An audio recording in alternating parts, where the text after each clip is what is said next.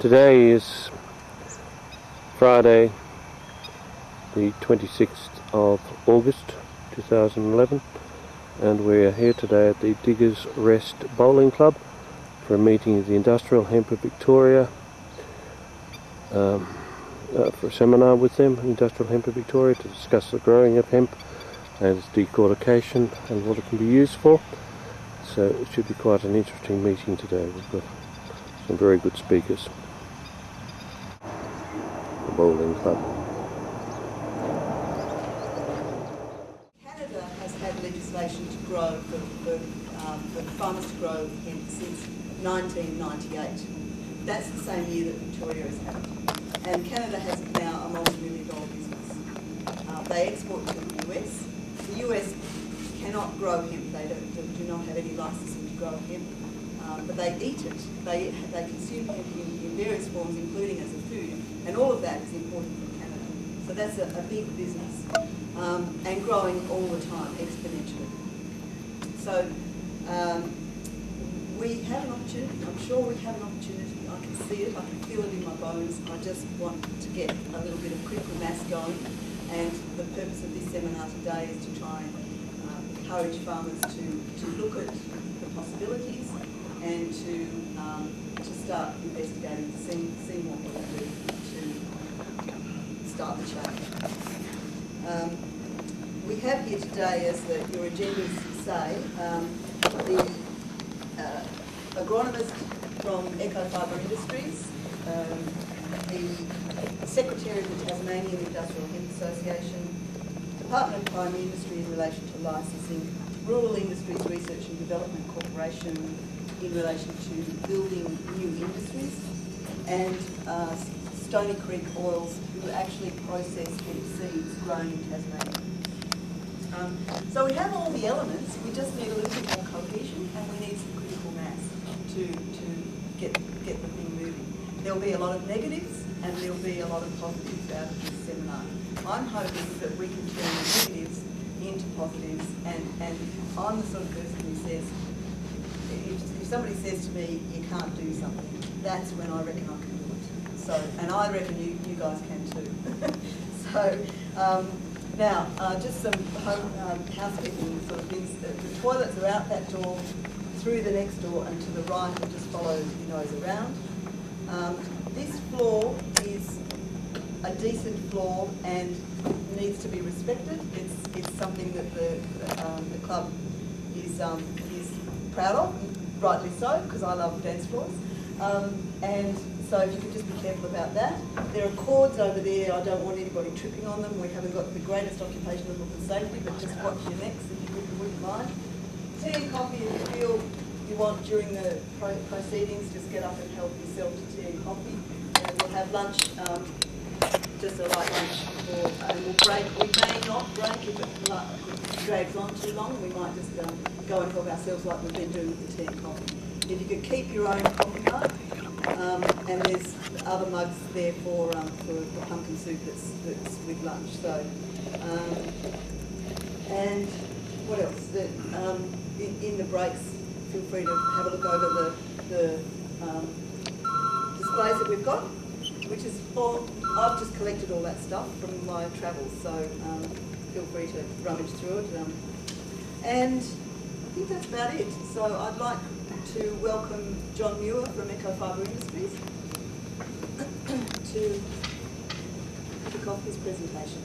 After each presentation, we'll give a little bit of a time for questions. If the questions go on for too long, we might hold them over until the end of all the presentations and then have a round table talk. Okay? Thanks, Lyn. Thanks, Lyn, for inviting me out from Queensland this morning. I do apologise for Phil Warner. He's the Managing Director of... sorry, I'll back to some of you people. Yes, I know it's hard, isn't it? Anyway, I'll see how we go. I do apologise to Phil. He was originally going to be coming and then he had to go to Germany, but that got called off, and then he was going to be in New Zealand. And in fact, this week he's had root canal surgery. So after all that, it's just been a big week. And some of you people know Phil. So I've been with Phil at Eco-Fibre as his agronomist for 2 years. I've seen 3 crops are grown. but this is my first time down in Victoria. My background is an agronomist with DPI from New South Wales, across the border. I was in the Riverina for 12 years as an irrigation agronomist there. So, and after that I worked with AusAid and ACIR, the Australian Centre for International Ag Research in the Philippines, developing land care and catchment care internationally. So, in the last few years I've been based on the Sunshine Coast where Phil is his head office, and that's where Ecofibre Industries is based. But from now on we're going to be based out of the Hunter Valley because we've now got our first mill and growers happening there for the first time. So we're pretty chuffed, and I'm pleased to be part of this this whole industry because, you know, if you believe half of what they say, I think it's just going to be absolutely incredible. It's a plant that really has blown me away as an agronomist, and I think once you get to know it, it's just amazing what this plant will do. And I'm sure from the speakers today we'll hear a lot more about that. So this is a presentation I just want to go through. If you have any questions, certainly don't hesitate to pull us up, because often it's hard to do it later on. If there's something up you want to pull us up on, don't hesitate to do that. And I look forward to questions. So thanks very much. I'll just what? Do you want to get the whole thing around? The whole thing. This one. So that you're standing on the other side and talking to us. That would be great. I didn't set it up. Alright. So what Phil, particularly his passion and his vision is, being a country boy, for his eco-fibre industry is to, he's been involved in for 15 years, the whole hemp industry. He's about bringing business back to the bush. You know, we've just seen so many things with Shepparton, you know, the fruit and different industries, pines and all that. You know, we're just getting screwed every way. So what we're trying to do is set up local, regional businesses. We have the growers and we have the mill. Like cotton, this plant can't be carted very far without value adding, so you've got to have the mill nearby. So we think this is a really good thing to have in your regions, grow it locally and process it locally. Otherwise, no one's going to make any money. So it's a really good regional initiative. So what I'm going to cover today is what is hemp. How many are growers here today? Just so, farmers. So all right, we've got a couple, half a dozen, and the rest are people who are interested, I suppose, in the products and further up the chain. So what is hemp? It is a unique plant. What are the markets? I'll touch on that. How is it grown and harvested and processed? What are the returns? I've got some. I haven't got any returns for Victoria, but I'll show you what we're up against in the Hunter Valley. You know, what we've got to compete with money-wise. And who is Ecofibre? I'll finish with that. So none of you have ever seen hemp before, have you? So. All right. Well, it's exactly the same plant, same species. It is Cannabis sativa. It is the same plant as marijuana. It's just that it hasn't got the drug in it. Okay. But around the world, there is many more industrial hemp plants compared to the drug or the drug type. So, you know, it's grown all around the world. It has been there for years and centuries, but there's only a few that have been used for the drug. So. If you're not aware of it, there's a male and female plant. So for every stem you have, one stem, 50% usually, one will be a male and one will be a female. So if you're harvesting seed, you only get half the plant, half the seeds off half the plant. So you're behind the eight ball there a little bit. It can grow very tall. The seed, Fred will be talking about the seed later on in terms of oil, but it's an oil seed. It's about 25% oil, so you can think of all the things you can do with the oil. The stem is the fibre that we're talking about. The leaf, we're not doing much talking about the leaf, but it gets recycled, so all the nutrients get recycled in the plant. And has a really deep taproot. It's not well shown on there, but if you've ever seen police trying to pull hemp or marijuana out of the ground, I can't do it. It's a pretty tough job. This has got the most incredible deep taproot and also a very shallow surface roots as well. So it's quite a unique plant. You'll hear me say that a lot because it certainly has surprised me. Sorry, anytime. So if you grow it and you cut it and the roots left in the ground, does the ash take a long time to rot? Or if you want to turn the soil over again? My experience in the last 2 years has been that it's very quickly breaks down. I mean, we've direct drilled oats straight back into them, into those paddocks sometimes. And do a different crop. Sorry? What if you wish to do a different crop? Afterwards. So we've direct drilled oats into a hemp stubble, Yeah. and the stubble has stayed there, but it's rotted really quickly because I find rhizoctonia and a lot of bacteria and fungus gets into it, and it rots it down very quickly. So it's a huge amount of organic matter you're putting in the soil from the roots, but also the mulch from the leaves. The leaves are left on the How ground. long does it take to rot? I wouldn't like to answer that, but Wet. yeah, it's all the temperature, moisture, you know, lots of different things. But my experience is we've been direct drilling oats, for example. You harvest in March and you're direct drilling oats or ryegrass straight in, and there's no nutrient tie-up or anything. It's been phenomenal crops. So the main plant we're looking at today is, other than the seed, which is, I said, oil seed, it's like big as a sorghum. If you haven't seen the seed, we sow it at about 50 kilos a hectare for fibre, or 30 kilos a hectare for seed. And the stem, maybe no one's got a thing, have we? Phil's was down on Hunter, no. The fibre is the outside, so it peels off. See that's the fibre. It's about 25% of the plant is the fibre, and the inner hurd is like sort of like a balsa wood, or 75% is this very light hurd material in the middle, and they're the two products that come out of the fibre and the hurd from the stem. What So, is the hurd for? good question. In the past, you've all, like the outer fibre there, that long stringy stuff, you're all used to the canvas for sails and the hemp ropes on the boats, right? So that's what the majority of hemp was used for in the old days. And this material was a waste product. They never used it.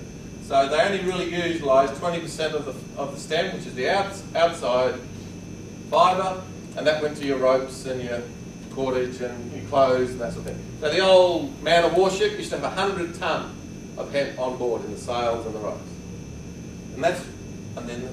And then the hurd in the middle was never really used. But with the new technology these days, this is what we want to, our company is interested in, not only having that, but separating this out and using this as well. And we'll talk about some of that. Does that answer? No, if we're going to talk about it. We'll talk about it, yeah. So for every tonne of fibre produced, there's 3 tonnes of hurd that has to have a market, and that's some exciting things that are happening. There's a very high-end use with the unique attributes of the hurd that are being developed in the present market today. And that's where we're looking at. On the big picture, CSIRO has stated that, where's all this stuff going to come from? This stuff, this fibre, this material that everyone's using with the population increases. So for cotton, for example, you can only grow so much more cotton. I think that's pretty common sense.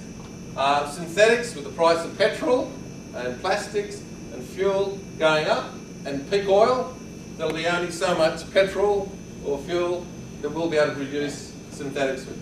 So if that's the demand for this material in the world of population and increase in demand and standards of living, what is this other that's going to increase? So these fibres, these natural fibres are out there that are just waiting to come in and fill that gap.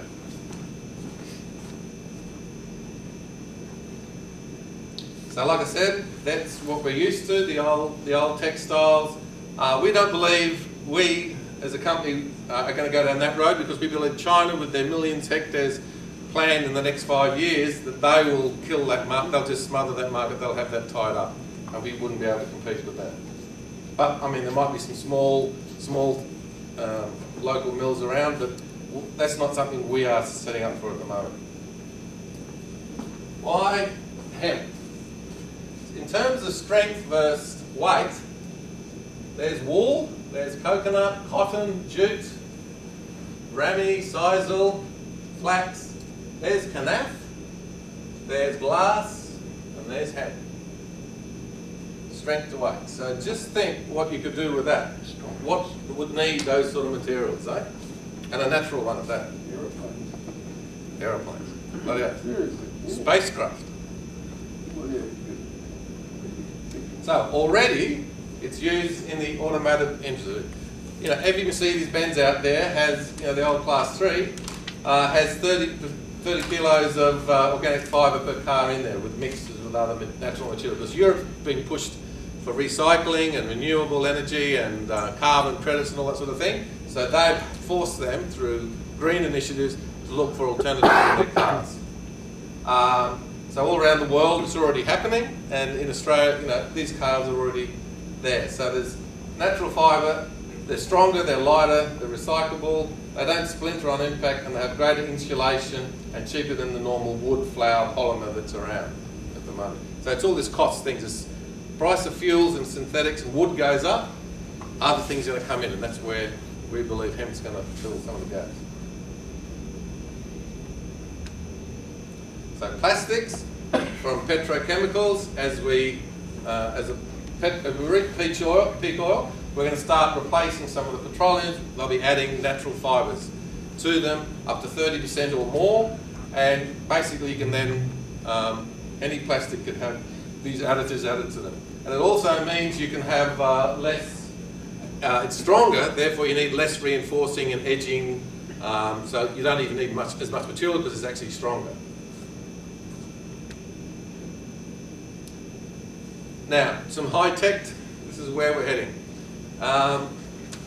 Every research organisation and CSI around, you know, they're just desperate for this material because it's filled with all those characteristics. It's just, they're looking to see where there are existing production lines that we can replace one HC, hydrocarbon, with another one.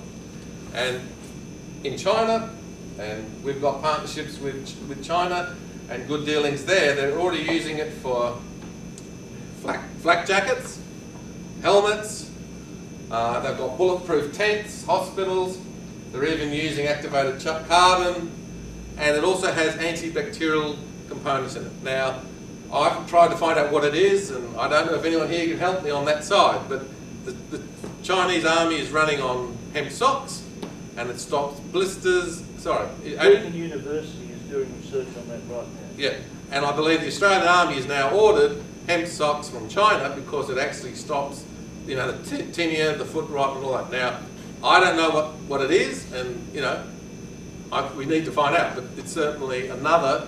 They're even talking of making viscose material, you know, plastic bags made out of hemp that actually has bacterial, you know, stops food going off as well. So there's so many things out there that are being researched and tried at the moment that... Latrobe, is it? Deakin, sorry. PhD students doing the work. We supplied them the Hurd last year. Okay, but like I said, I've got reports from China that has all the different bacteria and you know, the treatments of all the different socks, you know, and why the hemp came up with the best result of least amount of bacteria. Yep. So other products, I mean, I don't know what half of these are as well themselves. That's the cell structure at the bottom. But it's about waterproofing, it's about water absorbency, it's UV protection, bacterial resistance, chemical resistance, and these viscoses that we use, you know, even for fiberglass replacements and that.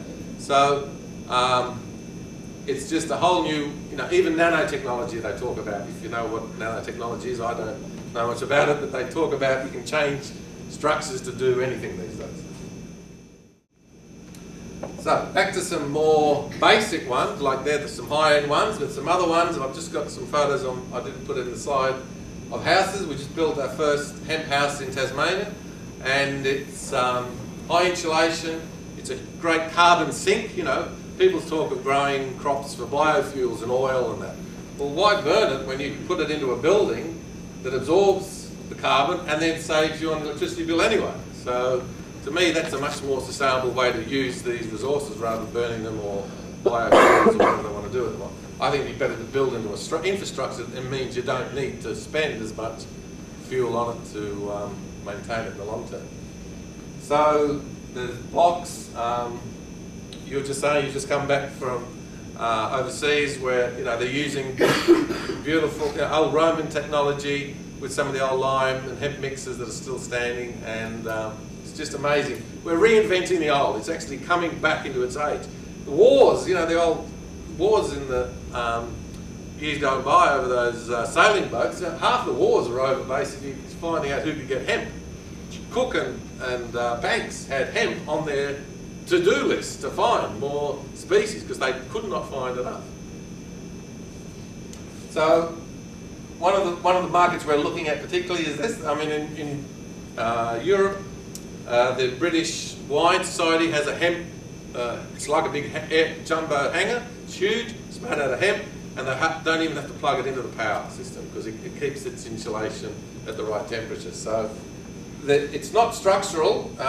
Some people say it is, and we can argue about that. But at the moment, we're saying to get our approvals with our system, you're still going to build a frame, but you use it as formwork or bricks or whatever you want to do. But we can argue about that all day, I suppose. But there's whole industries based on it in Europe and overseas. Another one I'm just throwing in because I suppose it's trendy, but you know, with oil spills and that, especially in America and other places, in the past they've sort of used wood and cotton to sort of soak it up, and it still leaves a lot of, in the bottom picture there, a lot of oil still there. But for hemp, and it's got something to do with this remediation. It's actually got biological activity that eats it, it actually consumes it and breaks it down. So we're looking at hemp and canaf. Sorry? Hemp like oil spills, you know, maybe under card, you know, put under your card, drip trays. You know, there's a whole lot of potential markets there for stuff that can soak up oil and other pollutions, for care of another word. Okay, some of the other simple ones, we're based in the Hunter Valley, so we've got dairy farms, we've got lots of mines that needs lots of regeneration. So hydro mulch, they're blowing it out on the batters, like on the roadworks where you go through a cutting. There's potential for there. The CMA authority looking at it for trials to do revegetation and pasture establishment to get ground cover. And the horse bedding, we've got trials there because it's one of the biggest horse studs in Australia.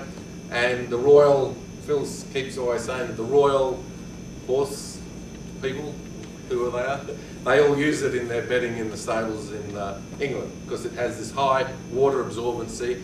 We've got as a litter, it's a chicken litter, it's a chicken litter alternative. You know, they're using wood chips at the moment. That's getting short, wood is getting short, wood's getting expensive. So hemp now is able to come in and compete with it. So I know the reptile animals, we can't keep up with at the moment with reptile animals inquiries, for snakes, for lizards, for all those sort of things, for bedding. The horse is another one, and chicken litter will be another one we're doing trials at the moment. That's sort of the big, bulk, simple, easy, get it out the door, quick type markets. The other, a lot of work, and Peter Semmel's here, might be able to mention some of this more than I will, but certainly they've done a lot of work with the Tasmanian Institute of Agri-Research in horticulture there, where the mulch has absolutely, because of this biological activity for somehow, it increases the worms, it increases the yield and soil improvement, and I think because of the fibre maybe, the slugs and the snails didn't like walking over it, so there's lots of other advantages. I won't tell you the Parliament House story, but Phil did send some to Parliament House, but they didn't see they didn't take it very positively anyway. The lobbyists Oh, the gardeners wanted it, they loved it. No, the lobbyists would. Yeah, well, you know, the old story of being associated with marijuana, I mean, that's the big thing. You know, every other country in the world is growing it and it's out there on the main street, you know, almost, but here we're still sort of behind the 8 ball. But, you know, time will change. We've got it growing, you know, in 3 other states, you know, almost on the main road, so we'll just have big signs and flashing lights telling people to come and have a look and learn. All right, this one's getting a bit tricky, but I just want to take you through it because I think we really need to understand this one. This is the whole value chain. Eco5 Industries has been involved in right from the beginning, from the plant, seed, genetics, right through the markets. Now, to do that, you've got to have 10 juggling balls in the air, and it's been hard. It's sort of certainly worn Phil down, but you know, we do have an investor with us at the moment who's seeing us through this new stage, and we're lucky for that. And hopefully, we're so close to making this happen that it's going to be good for all. So, Phil's been working in getting the right seed stock. and I'll talk about that later on. So we've got the hemp growers here that are growing. Now there's two systems. We can grow grain, all right? Grain industry in Victoria, you've got it. All the infrastructure's there, so you can grow grain with contract processing, cleaning, dehulling, whatever. Some of that seed goes back to seed stock, which you need for planting, for fibre or for seed. But at the moment, the only way we can legally sell it is for cosmetics and therapeutics. You can't consume it. We're the only country in the world you cannot consume hemp grain. But it's up in Parliament and inquiry at the moment again. If that comes off, it's just going to make this whole industry just skyrocket. So we can't put in the human foods one. It's got great amino 3, 6 amino. 3, 6 and 9. The vegetarians love it because it's it's got all those good ones that they don't get from the meat. So that is your seed line, but it is held back because it's not in Australia because of the human food restriction at the moment. At the moment it's going for creams and oils and that sort of thing. And Fred will talk about that later on. It's just out the road here where we grow in Tasmania, the grain for seed there, and they ship it up here to the press. Can I ask what sort of yield seed-wise you... Yep. We've been in Tassie for quite a few years now, and initially we were getting some good yields of tonne a hectare. And we're paying $2.50 a tonne, $2,500 a hectare. That's not bad, all right? Lately, I don't know, Peter Simmel just said they had another flood last week. So it hates waterlogging. So in the last couple of years, the yields have been coming down to about half a tonne a hectare. And I'm not one year I saw half of it on the ground, so there's some shattering, there's some lots of grain coming out the back of the header, but there's 10 farmers, so, everyone didn't get the same treatment around Tassie. So, for some reason, I don't know if it's not the right variety, we've been importing new varieties from Canada to try them at great expense. So, we can't do the breeding work, we've done some, and we've relied on European varieties, and what have you. But we know we can get a tonne a hectare, Peter? Up to a tonne a hectare, yeah? But we haven't been getting that commercially. Now, like all new industries, canola. Remember when rapeseed was grown? I remember you would be lucky to get a tonne a hectare. But now we can get tonne an acre. And that's just good breeding, good management, technology. We can do it. So, what sort of fertiliser do they need to put in? On those crops? Yeah, you get a tonne a hectare. Normal NPK, Peter? Standard NPK.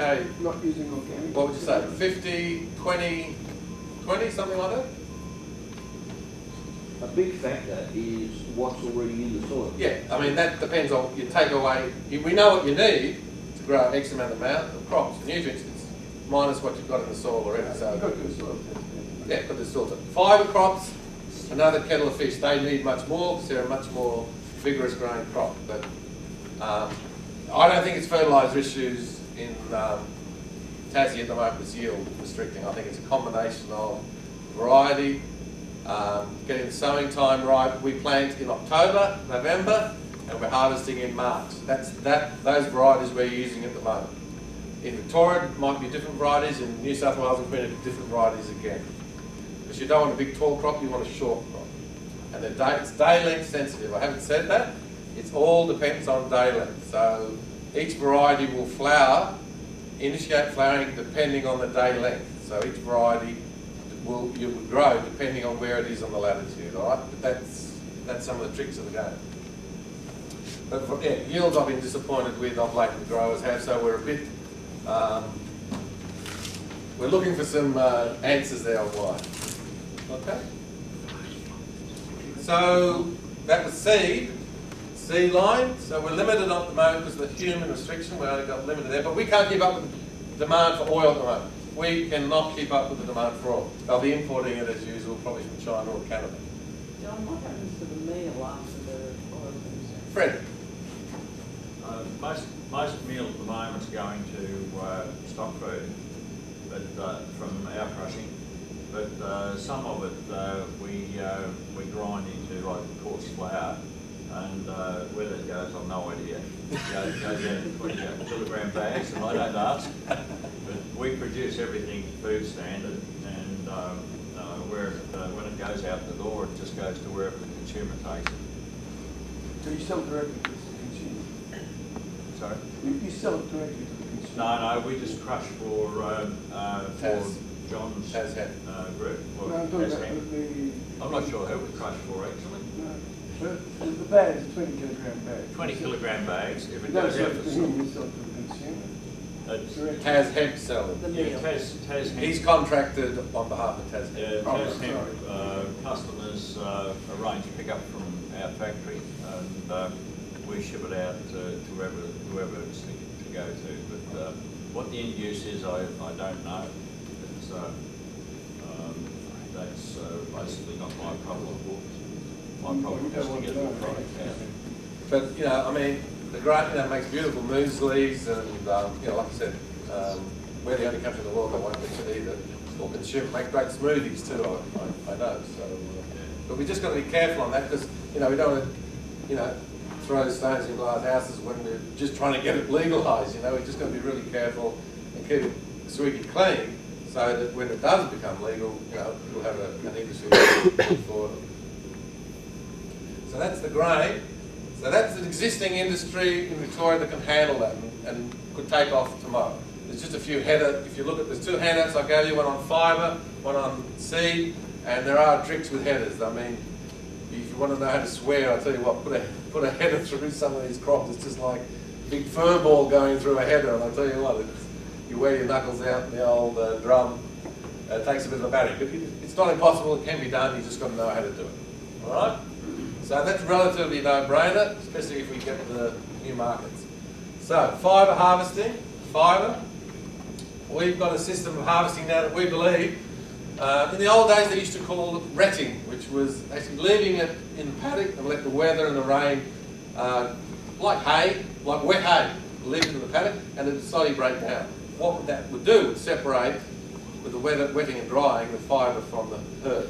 So that was nature letting it happen. We've got some techniques now that we're hoping we can have some products that can go straight from the paddock almost, without even going near a mill that has the herd and the fibre combined, but broken down, and some markets might want that, like mulch or garden mulch, all right? The second stage then would be to take it from the field, from the grower, and then have to put it some sort of processing. And we've talked about the animal bedding, the non-woven textiles, the hydromulch, the plastics, if you powder it down to the hammer mill, and building composites, all right? So they're the pretty no-brainer, simple ones. We're talking about $1,000, $600 to $1,000 a tonne, just for a figure, all right? Value adding out of the processor. Secondary then is there's a whole new value adding of a whole new different, those are the high-end materials we talked about.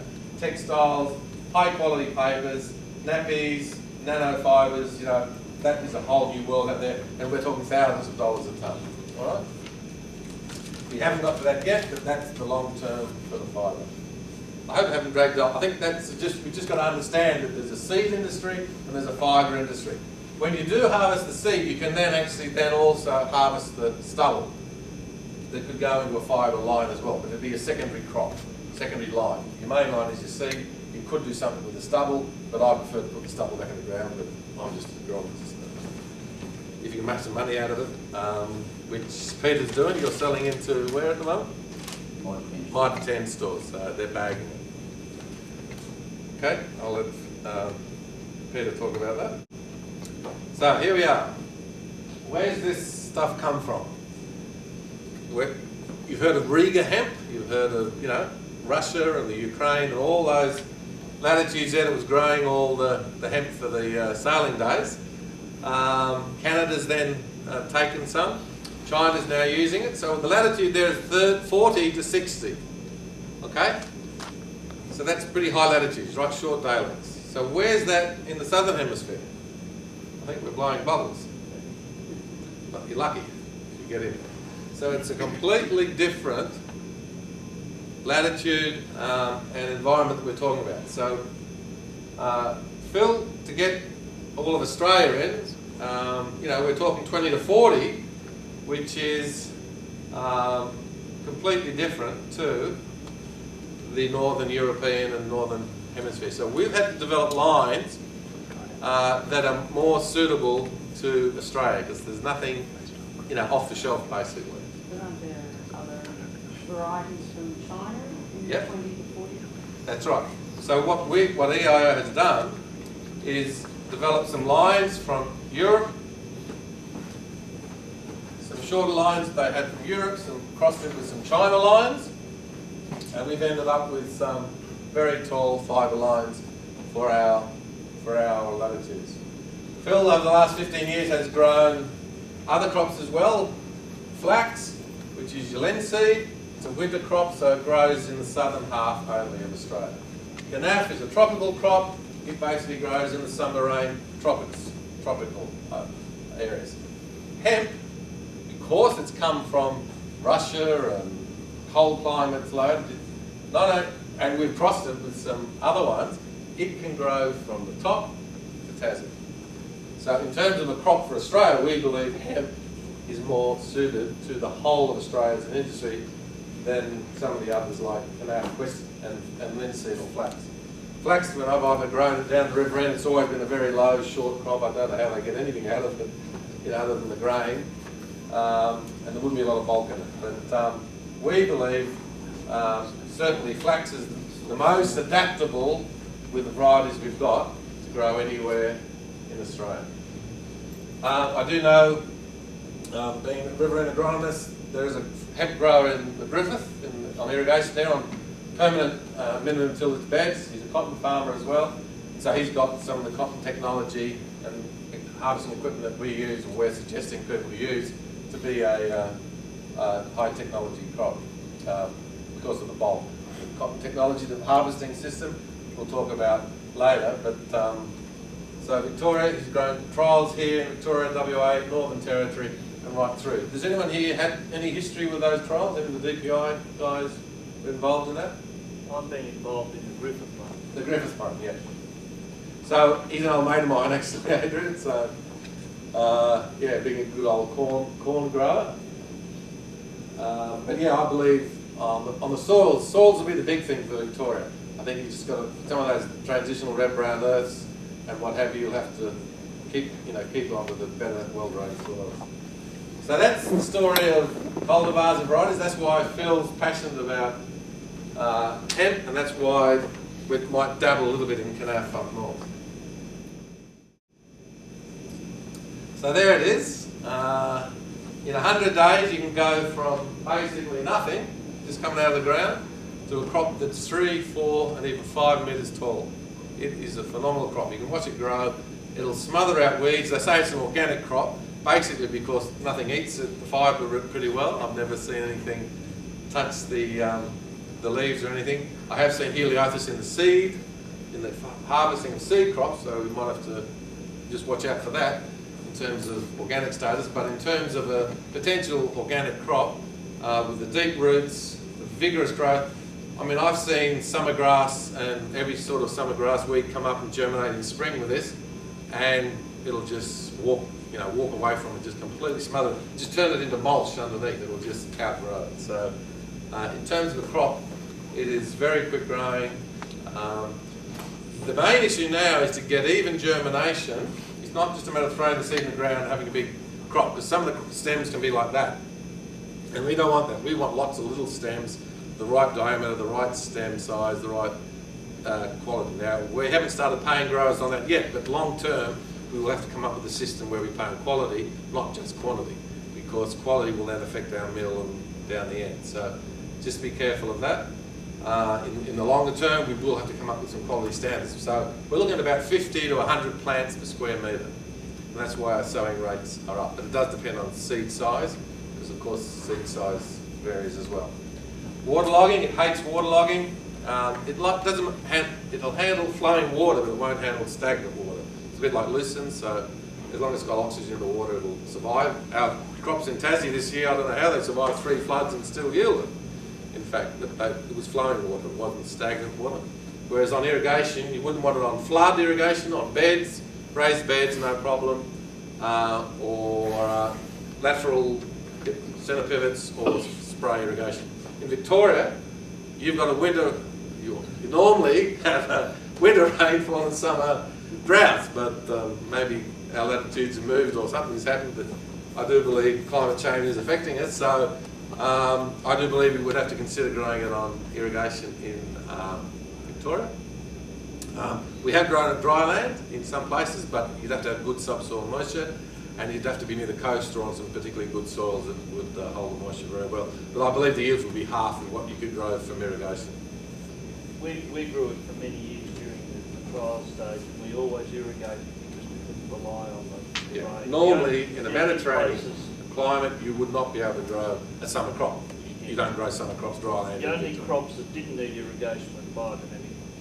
Exactly, because they've improved the soil, they've got much more soil, organic matter, and they're much more moisture retention, so they're on the winning from the beginning. So, but hemp does have a phenomenal root and will go chasing that moisture, and it's got very shallow roots as well, which will suck up every shower of rain.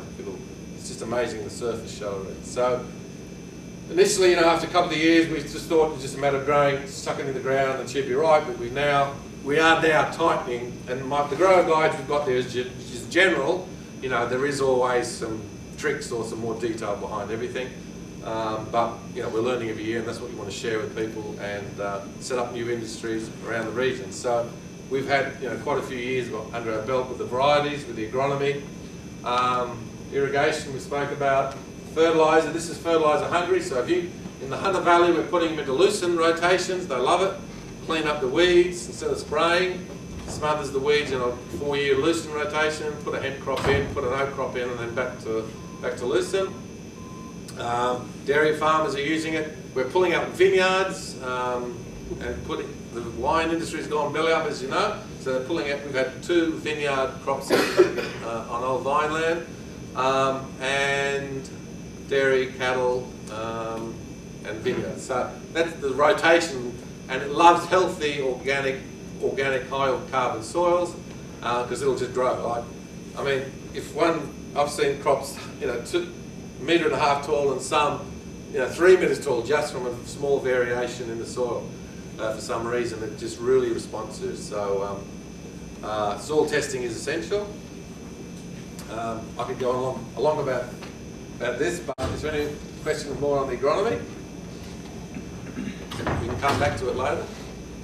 So that's, to me, a nice crop. It's probably too nice. It's 4.5 metres, that one. It was planted in the Hunter Valley on good alluvial soils under spray irrigation with a bit of biosolids or chook manure. They love, any manure, organic matter, just loves it. So this crop's probably too tall. It was yielding over 15 tonnes a hectare, but we did have trouble harvesting it. You're driving through a crop, you can't see 3 foot in front of you, so you need GPS and a few other tricks up your sleeve, and no trees or fence posts or canals to fall into. So What acreage was that crop?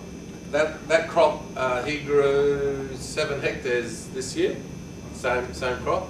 We've grown over 120 hectares last year in the Hunter Valley on 10 farms, and we'll be doing this similar again this year on several farms again. So there's no shortage of farmers out there who want to grow it because, as I'll show you, the money's okay. They're desperate for an alternative crop, a rotation. I talked about fruit tree farmers. Water is the big issue. If this crop is so good on water efficiency in terms of use, your cotton farmers are using 3 to 4 megs. Lucerne's using 12 megs. Your dairy pastures are using 15 megs. This crop in 6 months will use, on a dry year, would use no more than 3.5 megs. So, and then the dry matter production, you're getting the yield compared to cotton. This yields, way much more dry matter than cotton. So weight to water ratio is very efficient. Because of irrigation infrastructure, obviously you've got that in the one paddock. How many crops or how many years would you grow hemp one on one? Yeah. I'm an agronomist, so I'm going to put my conservative hat on. I'm not into monoculture. I've never known agronomists do that before. Never. Well, I suppose I've got to be. That's, but you're a farmer, so I would not push monoculture farming. I don't like cotton monoculture farming. It's a monoculture system. They've had to get into other systems and other rotations, and good luck to them. And canola saved our wheat, the wheat industry and what have you, with disease and pests. So I wouldn't only go, in Europe, they go one crop, then a potato crop, and then another. So they go second year, and that's the most I know. I've got farmers that want to push it. We're pushing it year, and see when it crashes. Because they want to see, they want to find out. But I wouldn't do that. But so I would go a broadleaf, hemp, and then a direct drill oats into it, or ryegrass, or a wheat crop, or I would go for a rotation. But who am I? I mean, farmers are the best experimenters and researchers. I have seen a lot of rhizoctonia, purple disease, in the roots. It hasn't affected the crop, but yeah, I mean, unless you're putting, over in Europe, they put a lot of pig manure on it, so they're feeding it. Here on your dry land or your irrigated, I don't know what you can get locally, but if you can't, it's going to be artificial fertilisers, so how far we push that, I don't know. I mean, I'm an agronomist that appreciates all sorts of different farming systems, so I like to get the best of all of them and learn from them. So I'm not going to be dogmatic or fundamentalist and say this is how you've got to do it. We've got lots of options out there to do it. So I even think some of the, these tomato growers and the dairy farmers and the fruit growers who are suffering, instead of having permanent water every year on a permanent crop, 12 months of the year, annual crops. The rice industry survived because it could shut down and, put itself in mothballs and put a few sheep around and survive, even though they weren't growing rice for 5 years. But, and they milled a bit of imported rice on the side to make some money. More money than they normally did. But I think most growers on irrigation in Victoria could really fit this into the rotation, because if they've got plenty of water, they can go. If they haven't, they can change their rotation, and it's much more flexible per year rather than being locked into a permanent perennial crop. So you're saying 3.5 millilitres per hectare? That's what I would budget on in a dry environment. In Queensland, Northern New Zealand, where we get more rain, we've grown some crops with one irrigation, because if this crop only had 2. So you just, horses for courses, it depends on the season, right? But for budgets, for sake, doing the maths, if you can't make money out of not irrigating in the form eggs, why do it? Excuse me, just one issue with that is some varieties are so water sensitive that even though there's plenty of water, if you don't water it when it wants it, particularly Zola, Can someone have a look at the light probe? Yeah, no, I think the Plug, I mean. That's right, it's in now. Alright. So what are you saying? Sometimes They require a continual access. Yeah, Richard, can you have a look at